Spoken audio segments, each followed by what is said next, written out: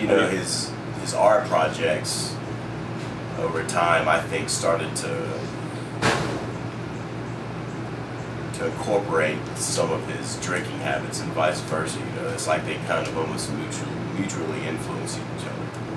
And it wasn't that he was just always, I don't think he was always just randomly getting drunk just for the sake of getting drunk and having a good time. It was a certain sense of loss of control, a randomness, kind of the unpredictability that you saw in his, you know, in his drinking, in his actions when he was drinking, that you also saw in his artwork. And I think that reflects his, you know, being an anarchist to some extent, something that he expressed himself as. And I think that was one of the ways he tried to show that, through his living and through his art. He just had a certain way of expressing himself that was not easily recognizable as art, and people just didn't understand him. Message? I mean, I don't even know if he realized that he was doing just exactly what he wanted. I mean, he of course would, but I don't think he was trying to project that onto anybody.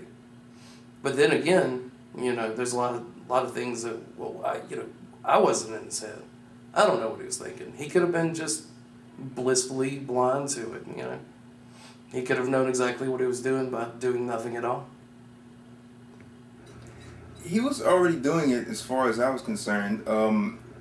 His approach began to be more, I guess, obvious. You know, he was trying to enlighten people, and not many people were very receptive to his ideas. It's very unfortunate because he was, like you say, a genius, you know, or well, I'll say it myself. I don't know, his work was like a roller coaster. It has ups and down points, you know, but it was always fresh, you know, always new and exciting. I don't think it started out intentional, but I think over time, maybe you felt like you had to keep it up. There was nothing that Mr. Ward did that was unintentional.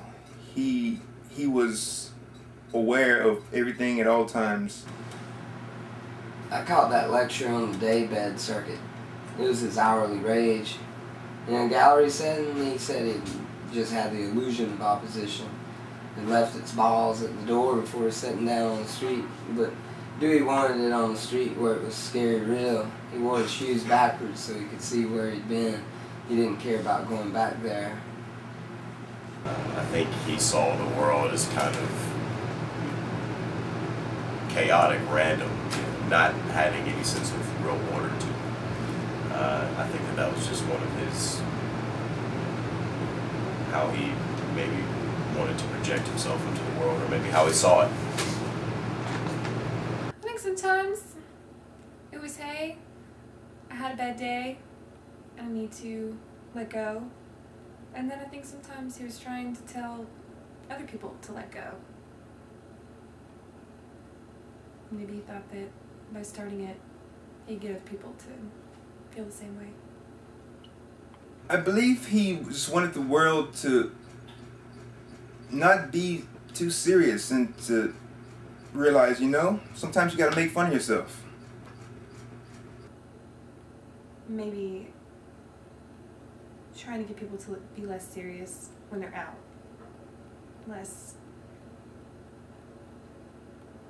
Maybe less concerned. Let a little bit go. Forget about life for a little while. And just kind of enjoy more. Drinking. When Dewey drank, it was all Cheerios, cooling the gang. Till someone dripped wine on the floor, then it was all Pollock from Tennessee. But sometimes I heard him complain that he'd, like, I don't know, depending on what the drink was that night, that Schnabel didn't paint anymore. He just made movies. Nothing that strange, unless he was drinking on Halloween. Yes, sober, he wore pants. End of statement. Drunk Steven likes to break things. And he likes to put my cat's head in his mouth. He was the scourge of Starkville, and he would proudly beat his chest to tell everybody that. He was never wrong, you know? But he did it the way he wanted to. Sometimes it starts with a dance, and then a song, and then an explosion. Well, he was a lot of things when he drank. Kind of different variations of the word crazy, I guess best describe it. One, he had a complete irresistible taste for drunk driving. You know, he established somewhat of a name for himself as being the evasive drunk driver, you know, never having had a DUI or, you know, never getting into any trouble or accidents when he did that. Also, sometimes he became pretty lustful when he would drink a good bit. Anybody was fair game at some points when Steven was, you know, very drunk. I remember his 21st birthday, we went to the tavern, and he just got really, really, really hammered and just kind of planted himself outside of the girls' restroom and, you know, just kind of eerily followed any girl that would come out, you know. But, you know, he really, it might come off as a little creepy, but I mean, he really meant well. I don't think that he would never, you know, do anything to really hurt anybody or to try to creep anybody out when he was drunk. Sometimes he would break things. Sometimes he would get angry. A lot of times he was just happy. Sometimes he liked to dance. Sometimes he liked to wrestle. You know, just there are many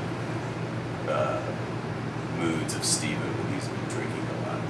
Just I guess it just depended on the night, the kind of mood that he was in before he started drinking. I mean, sometimes you're on an end where he's purely entertaining. And then sometimes you can be on an end where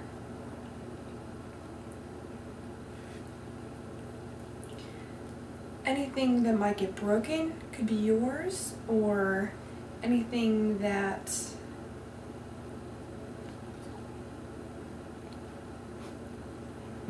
any arguments that might happen, you're in the middle of them, or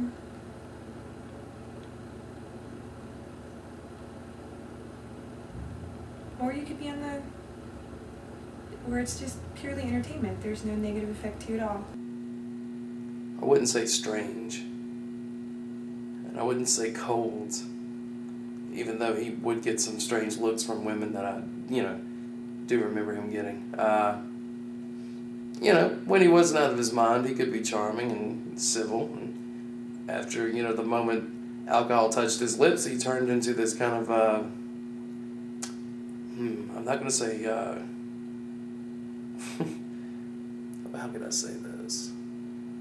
He just kind of, you know, the charm turned in on himself and repelled people instead of pulled them closer. As I've said, sober, pants. Drunk, no pants.